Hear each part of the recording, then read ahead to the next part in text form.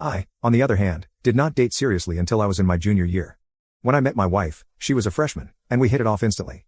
We fell for each other and spent all our time together.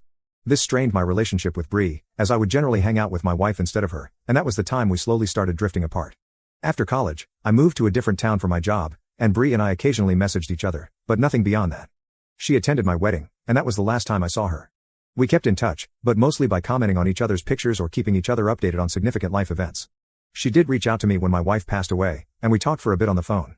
Last year, Bree and her fiancé, let's call him Jason, 33M, moved to my city. I was still grieving, and both have been amazing support for me and my daughter.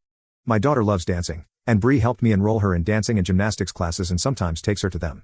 I also became good friends with her fiancé, who is indeed an incredibly good man. My daughter also loves Auntie Bree, and Bree sometimes helps me babysit. Last week, Bree came to my house and asked if we could talk. Her tone sounded serious.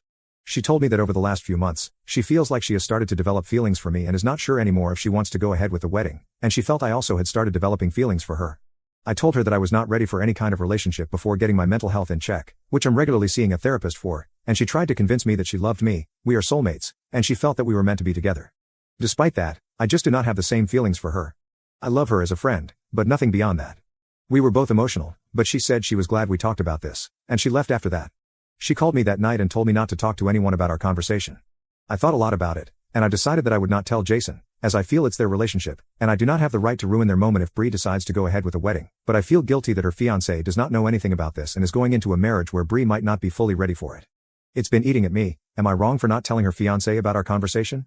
Thank you everyone who commented on my previous post, it really helped me think about the situation thoroughly. The guilt was weighing on me heavily, and I finally called Bree after a few days and asked her to meet me for lunch. I talked to her and asked her if she was going ahead with her wedding. She broke down and told me she was not sure. I told her that she should at least talk to Jason regarding her feelings and not be dishonest with him. I also assured her that I would not say anything to Jason, but I just wanted her to be happy. She said she understood and left. That night, I put my daughter to sleep and was watching TV. Around 9:30 p.m., I heard a loud knock on my door, and it was Jason. I opened the door, and he was in tears. He started yelling at me and asking me why I had to steal Bree out of all the people. I tried to calm him down, but he just kept on shouting. I told him my daughter was sleeping upstairs, but he slowly was getting more and more physical. He ended up socking me in the face, but I was able to push him off the porch, and he left to get in his truck and drove away.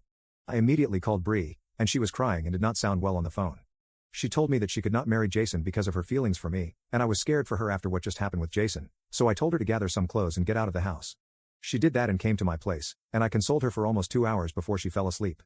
The next morning, we had to call her parents to let them know about what had happened. Bree kept a brave face, but I could see how much she was hurting. Her parents asked her to take a few days off and immediately come back home, and she did take a flight in the evening to go home. Over the next 2 weeks, the wedding was called off. Bree and I were talking every day, and she was just very exhausted. She talked to Jason a few times, and he kept on asking her to take more time to think, but I think Bree just wanted to get out of it and decided to break it off with Jason.